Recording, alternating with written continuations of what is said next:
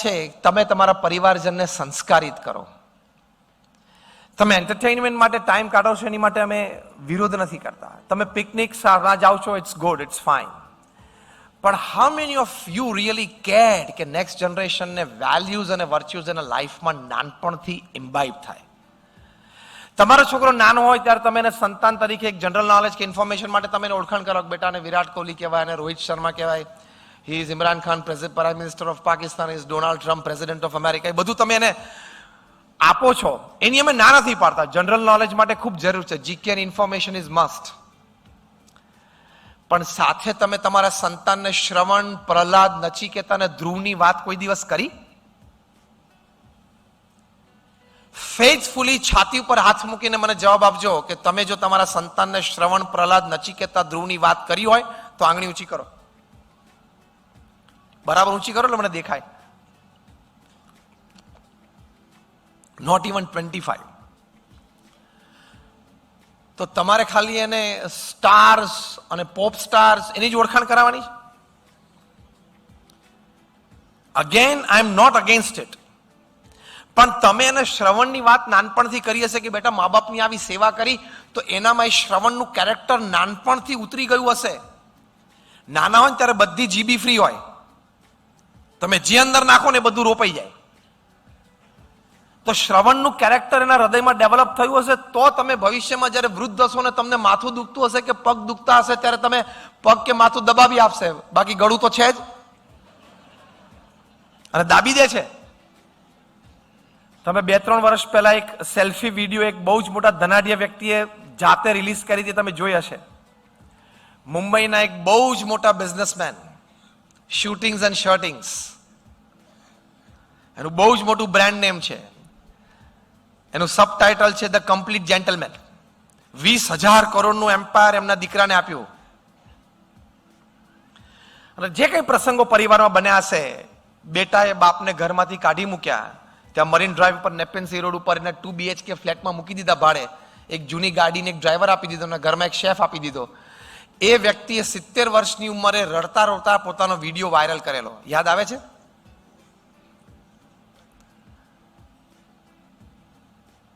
પ્રમુખ સ્વામી મહારાજ એક સરસ વાત કરતા, હું એમને શબ્દશ અને અક્ષરશ કોટ કરું. પ્રમુખ સ્વામી મહારાજ કહેતા કે જો તમે તમારા સંતાનોને સંસ્કાર નહીં આપો તો એક દિવસ આવશે તમારે સંપત્તિ અને સંતતિ બે ખોવાનો આવશે. જો આ પ્રસંગ બન્યો, સંપત્તિ અને સંતતિ બે ખોઈ.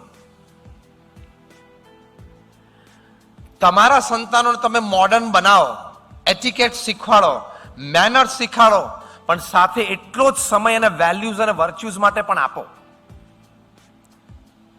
નહીં તો ટીનેજમાં એક વખત એક અર્લી ટીનેજમાં છોકરો હશે, લગભગ 13 વર્ષનો હશે, એના ફાધર એક દિવસ સાંજે સંધ્યા આરતી પછી અમારા મંદિરે એને લઈને આવ્યા. પરિચિત હતા. સંધ્યા આરતી પછી સંતો નીચે ઉતર્યા એટલે એક સંતને કીધું સ્વામી મારે થોડી અંગત વાત કરવી છે. એટલે અમારા સંત હતા, બહુ વડીલ હતા, મચ્યોર હતા, બેઠા. કે શું બોલો? કે સ્વામી આ સિગરેટ પીવે છે.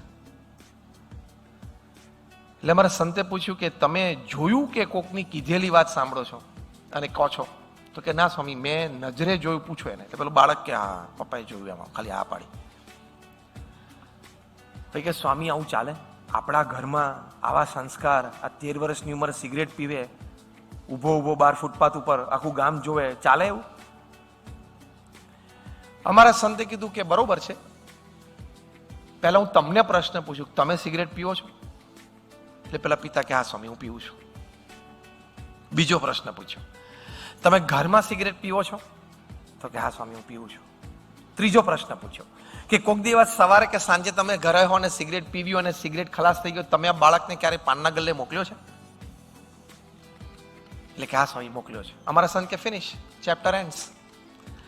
તમને એને ઘરમાં સિગરેટ પીતા જોયા અને પાનના ગલ્લે તમે એને મોકલ્યો, એટલે હવે છેલ્લો એક કાર્યક્રમ બાકી હતો, એને જાતે કરી લીધો. બીજું શું? હજી આગળ વધશે. હાર્વર્ડ યુનિવર્સિટીના એક સર્વે પ્રમાણે the first curse words that the children learn is from their parents and especially from their mothers. બાળકો પહેલી ગાળ બોલતા એના માતા પિતા પાસેથી શીખે છે, ને એમાંય પોતાની માતા પાસેથી શીખે છે. નાનપણ હોય ત્યારે પેલા બાળક મારે લુચ્ચો થઈ ગયો છું, નાલાયક થઈ ગયો છું, એટલે પછી નાની આવી બધી ગાળો શીખી જાય. એકવાર એક બહુ નાના બાળકે 4 વર્ષના બાળકે એના પપ્પા રૂમમાં આવે ને એટલે પપ્પાને કીધું લુચ્ચો આવ્યો. એના પપ્પા તો હેપતાઈ ગયા કે લુચ્ચો આવ્યો મને કે છે. બાળકને તો કઈ નહીં, આમ બોલીને પાછું રમકડા જો રમવા માંડ્યો. પછી ખબર પડી કે એની મમ્મી એને કાયમ બોલે જો લુચ્ચો આવ્યો, જો લુચ્ચો આવ્યો. તેને ફિટ થઈ ગયું, તો પપ્પાને કહી દીધું. Remain ready to be paid back in your own coins. સંસ્કાર નહીં આપો ને તો આ પરિસ્થિતિ આવશે. 1996 અમે પ્રમુખ સ્વામી મહારાજ સાથે અમેરિકા ગયેલા ફેમિલી શિબિર માટે. ત્યાં ન્યુયોર્કમાં ફેમિલી શિબિરમાં અમે સંતો બધા 10-10 ફેમિલીને પેલામાં બેસતા અને આખા દિવસની શિબિર ચાલતી હતી. પછી વ્યક્તિગત વડીલો સાથે બેસીએ, યંગસ્ટર્સ, ટીનેજર્સ સાથે બેસીએ, ચિલ્ડ્રન સાથે બેસીએ. એમાં નાના બાળકોને અમે એક ફોર્મ ભરાવડાવ્યું, what you like about your parents and what you don't like. હેતુ એ હતો કે બાળકોના મનમાં શું વિચારો છે એ પ્રમાણે અમે વડીલોને વાત કરી શકીએ. તમને આશ્ચર્ય થશે કે what I don't like about my parents, મારા માતા પિતા વિશે મને શું નથી ગમતું ને એ કોલમમાં 6, 7, 8 અને 9 વર્ષના નાના નાના બાળકોએ જે વાતો લખી હતી, તમને આશ્ચર્ય કે આ લોકોના મનમાં આવો વિચાર આવી જાય છે.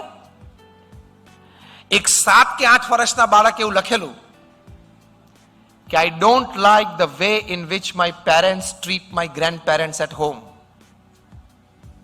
8 વર્ષના બાળકે આ વાત લખેલી કે જે રીતે મારા મા બાપ મારા દાદા દાદી સાથે વર્તે છે ને ઘરમાં એ મને નથી ગમતું. હવે ચેક કરજો, તમે જો તમારા મા બાપને આ સ્પેસ કન્સ્ટ્રેન્ટ હોય તો અલગ વાત છે, બાકી ઘરડા ઘરમાં બીજે મૂકી આવ્યા હોય તો એ જ રૂમની ડુપ્લિકેટ ચાવી રાખજો, 25 વર્ષ પછી કામમાં આવશે. કારણ કે તમારા બાળકો શીખી ગયા કે મા બાપ ઘરડા થાય એટલે આવી રીતે ટ્રીટમેન્ટ થાય.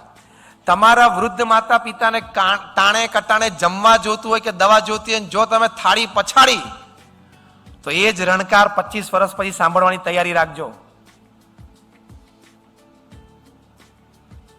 ધીસ ઇઝ અ ફેક્ટ, કારણ કે એને જોઈ લીધું કે આવી રીતે ટ્રીટમેન્ટ અપાય છે. પ્રમુખ સ્વામી મહારાજને ન્યુયોર્ક એરપોર્ટ ઉપર એક પત્રકારે પૂછેલું કે ઘરડા ઘરે ભારતીય સંસ્કૃતિ નથી, છતાં ઓલ્ડ એજ હોમ્સ સોસાયટીમાં આટલા બધા આવી ગયા, એ ઓલ્ડ એજ હોમ્સ ઘરડા ઘર સમાજમાંથી નીકળી જાય એની માટેનો ઉપાય શું? વિધાઉટ અ સેકન્ડ્સ ડિલે પ્રમુખ સ્વામી મહારાજે ચાલતા ચાલતા જવાબ આપેલો. કારણ કે પોતે 3.5 લાખ પરિવાર સાથે વ્યક્તિગત મળ્યા છે. જે આજે આપણે એક સત્સંગ સભા માટે ભેગા બેઠા છીએ એવી 45 વર્ષ સુધી રોજ સાંજે એમને સત્સંગ ઉપદેશ આપ્યો છે. 2 મિલિયન 20 લાખ લોકોને વ્યક્તિગત મળી એના પ્રશ્નો સાંભળ્યા છે અને આવડી મોટી એક સંસ્થા ચલાવી છે. BAPS સંસ્થા છે, દુનિયાની પ્રથમ 10 માંની એક સંસ્થા છે. અમારી સંસ્થાને યુનાઇટેડ નેશન્સમાં પરમેનન્ટ સીટ છે એઝ એન NGO. આટલી મોટી સંસ્થા ચલાવવાનો એમનો અનુભવ છે. અને તમારે તો કોર્પોરેટમાં કામ કરતા હું ઘણી વખત કહું છું, when I talk to corporates, કે it's easy to run a corporate than an NGO of BAPS class. કે તમારા કોર્પોરેટમાં તો વર્ક મોડલ શું હોય? Pay and smile. તમારા કર્મચારીનું કામ તમને ગમે છે એટલે તમારા ચહેરા ઉપર સ્મિત છે, અને તમારા કર્મચારીને તમારો પગાર ગમે છે એટલે એના ચહેરા ઉપર સ્મિત છે. You are paying each other. Pay and smile relationship કહેવાય. અમારા NGOsમાં અમે ફૂલ ટાઈમ કામ કરીએ છીએ ને એમાં સર્વ એન્ડ સ્માઇલ રિલેશનશિપ હોય. સેવા કરવાની અને ચહેરા ઉપર આનંદ ને સ્મિત રાખવાના. આખું વર્ક મોડલ જ જુદું છે. સર્વ and smile relationship work model જાવ ને ત્યાં વ્યક્તિ આવું કામ કરી બતાવ્યું. પ્રમુખ સ્વામી મહારાજ તરત જ બોલ્યા કે બાળ ઉછેર કેન્દ્રો સમાજમાંથી કાઢી નાખો એટલે ઘરડા ઘરેની જાતે નીકળી જશે. ચાઇલ્ડ કેર સેન્ટર્સ એ તમે સમાજમાંથી કાઢી નાખો એટલે ઘરડા ઘર એની જાતે નીકળી જશે. કેવું કનેક્શન! એટલે સંસ્કાર તો નાના બાળકોને તમારે આપવા જ પડશે. બીજા એક બાળકે 8 જ વર્ષનો બાળક હતો, એણે ફોર્મમાં લખેલું કે I don't like my parents fighting with each other in my presence. મારી હાજરીમાં મારા માતા પિતા એકબીજા સાથે ઝઘડે છે ને એ મને નથી ગમતું. એટલે ઇન કેસ તમારે ઝઘડવું હોય ને તો છોકરા સ્કૂલે જાય ને એની રાતો જુઓ. છોકરા સ્કૂલે જાય ને પછી તમારે બારણું બંધ કરીને બોક્સિંગ રિંગમાં આવી જવાનું. જે કંઈ તમારે ફાઇટ કરવી હોય હસબન્ડ વાઈફને કરી લેવાની. પણ છોકરાની હાજરીમાં તમે કરશો એટલે એના સંસ્કાર પડશે. ઇંગ્લેન્ડની એક સ્કૂલમાં નાના નાના બાળકો પ્રી નર્સરીના રિસેસમાં માટીથી ના ઘર બનાવે નાના બાળકો, એકદમ નાના લિટલ બોયઝ એન્ડ ગર્લ્સ બધા રમતા હતા. એના ટીચર આમ દૂરથી જોતા હતા. ત્યાં તો બધા ઝઘડવા માંડ્યા, એકબીજાના ઘર તોડવા માંડ્યા. એટલે ટીચર દોડ્યા અને બધા નાના નાના બાળકોને છૂટા પાડ્યા, ઝઘડતા ને, what are you doing, what are you doing? એક નાની 4 વર્ષની બાળકી હતી કે teacher we are playing dad and mom. ખબર પડી અમે માતા પિતા રમીએ છીએ, એટલે કે આવી રીતે ઘરે ઝઘડે છે એ લોકો એમ. એક ત્રીજા બાળકે લખેલું, હવે બહુ સૂક્ષ્મ અમુક વાતો છે, સમજજો, ફેમિલી વેલ્યુઝ માટે. એ બાળકે લખેલું કે મારા માતા પિતા મારા ભાઈ ને બેન સાથે મારી કમ્પેરિઝન કરે છે ને રિઝલ્ટ્સની, એ મને નથી ગમતું. હી ઇઝ હી, આઈ એમ આઈ. 8 વર્ષના બાળકના મનમાં વિચાર છે. તમારે એમ નહીં કહેવાનું જો તારો મોટો ભાઈ તો 80% લાવે, તું કેમ 60 લાવે છે. કમ્પેરિઝન થી એને આગળ નહીં વધારવાનો, એને વ્યક્તિગત પ્રેરણા આપીને આગળ વધારવાનો. આ અમારા 9000 બાળ મંડળના કેન્દ્રો દેશ પરદેશમાં ચાલે છે. તમને આશ્ચર્ય થશે, 1100 માંથી લગભગ 100 થી વધારે સંતોએ ને પ્રમુખ સ્વામી મહારાજે અને આજે મહંત સ્વામી મહારાજે આ બાળકોના સંસ્કારની પ્રવૃત્તિમાં જોડેલા છે, જેથી ભવિષ્યમાં 21મી સદીની આ પેઢી આવી તૈયાર થાય. એક બાળક એવું લખેલું કે why my mom decides what I have to wear. લે, 8 જ વર્ષનો ટોટિયો હતો, પણ કે મારી મમ્મી કેમ નક્કી કરે મારે શું પહેરવાનું. આવી 10-12 વાતો લખેલી હતી. તમારે બહુ જ જાણપણું રાખવાનું વર્તનમાં, બોલવા ચાલવામાં, તો એને સંસ્કાર.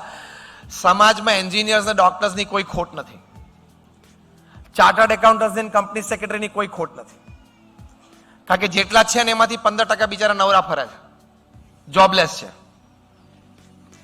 અને દર વર્ષે ઇન્ડિયામાં 50 થી 70 એન્જિનિયરિંગ, MBA, ફાર્મસી કોલેજીસ બંધ થાય છે કારણ કે સ્ટુડન્ટ્સ નથી. એટલે વી હેવ ઇનફ ઓફ ધેટ. હા, અમુક એનું લોકેશન અને જ્યોગ્રાફિકલ લોકેશન સેટ કરવાનું એ અલગ વાત છે, બાકી we have enough of it. What we need is ethically right people. સારો ડોક્ટર, સારો એન્જિનિયર, સારો ચાર્ટર્ડ એકાઉન્ટન્ટ, એની ખામી છે.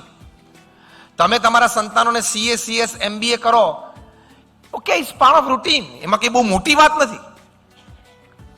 એ તો જંગલમાં પણ વાઘણ હોય ને એના 4 બચ્ચાઓને શિકાર કરતા શીખવાડી દે છે. અને એ લોકો જે રીતે એના કબ્ઝને રેસ કરે છે ને, એ આપણા કરતા, સોસાયટી કરતા 10 ગણી ગંભીર પરિસ્થિતિમાં રેસ કરે છે. એવરી સેકન્ડને મૃત્યુનો ભય હોય. એટલે કિડ્સ રેસ કરીને સારું એજ્યુકેશન આપવું એટલે બહુ મોટી વાત થઈ ગઈ એવું નથી. તમે એને સંસ્કારિત કરો, એને સદગુણો પ્રત્યે પ્રેમ રહે, એ સદગુણો એના જીવનમાં જીવે, ધેટ ઇઝ મોર ઇમ્પોર્ટન્ટ. અને એક વસ્તુ બહુ જ હકીકત છે, અત્યારના જમાના પ્રમાણે એટલી બધી ટ્રાન્સપરન્સી છે અને એટલી બધી ટ્રાન્સપરન્સી વધતી જશે because of social media. Transparency એટલી બધી છે અને વધતી જશે,